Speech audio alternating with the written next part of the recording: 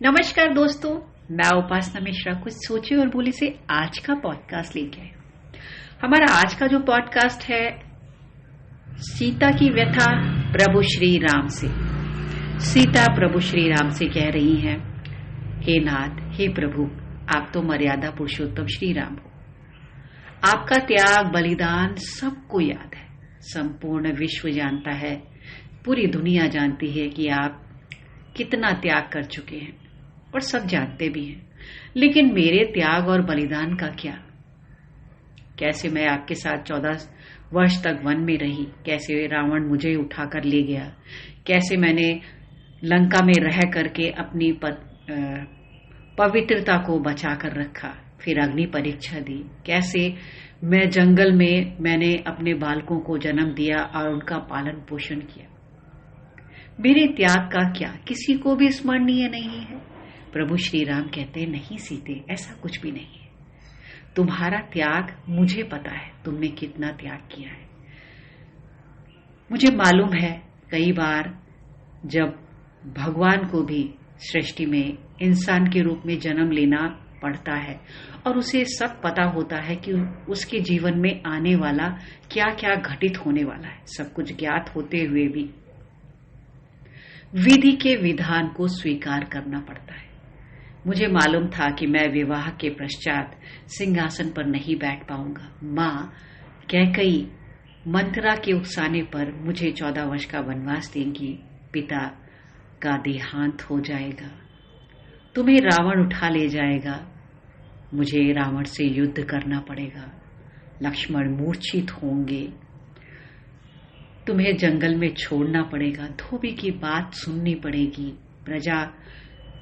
अपने प्रजा का दिल जीतने के लिए, मर्यादा पुरुषोत्तम राम की भूमिका निभाने के लिए मुझे तुम्हें वन में भेजना पड़ेगा। लक्ष्मण को मैंने हृदय में पत्थर रखकर तुम्हें वन में भेजने के लिए भेजा था। मुझे कितना दुख हुआ ये मेरा हृदय जानता है। मेरा हृदय उस वक्त छलनी हो गया था, छाले पड़ गए थे। मैं तुम्हें बता नहीं सकता सीते, तुमने जो त्याग और बलिदान हमारे लिए किया है, मेरा हृदय जानता है, ये इतिहास जानता है। तुम स्त्रियों में सदैव पूजनीय रहोगी। जब जब प्रभु श्री राम, मर्यादा पुरुषोत्तम श्री राम मेरा नाम लिया जाएगा, सबसे पहले सीता का नाम लिया जाएगा। सीता राम बाद में ही आएंगे। तुम श्री मेरे परिवार की, मेरे कुल की लक्ष्मी हो, उसके बाद ही नारायण का नाम लिया जाएगा। सीए, मैं तुम्हारा अपराधी हूं, तुम मुझे जो चाहे दंड दे सकती हो। मैं उस दंड के लिए तुम्हारे समक्ष प्रस्तुत हूं। कहते हैं ना, सब कुछ ज्ञात होने के बाद जब सारी पीड़ा सहनी पड़ती है, उसे अपनों से भी जब बयान ना कर सके, कह ना सके, कितना कष्ट होता है। सीता के नेत्रों से अश्रु बहने लगे।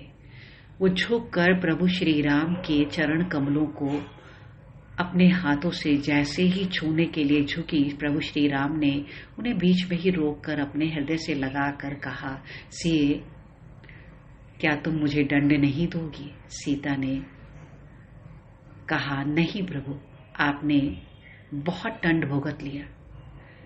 आपको दंड देने का मतलब अपने आप को दंड देना। मैं समझती थी आपको मेरे त्याग बलिदान का कुछ ज्ञात नहीं है, पर आप तो अंतर्यामी हो, आपको सब कुछ पता था और सब कुछ जानकर जब सहना पड़ता है, उस पीड़ा को मैं समझ सकती हूँ। आपको आपका दंड मिल चुका है, अब मैं आपको कोई दंड नहीं देना चाहती। कहते हैं लव कुश ने जब जा करके प्रभु श्री राम की अश्वमेघ यज्ञ जो वो कर रहे थे, वहां सीता ने आकर अपनी पवित्रता प्रस्तुत की थी, बताया था कि वो कितनी पवित्र हैं। राम और सीता ने उसके बाद उस राज्य में अच्छे से शासन किया। उसके बाद सीता और राम सदैव के लिए धरती पर समा गए, जल समाधि ले ली थी दोनों ने।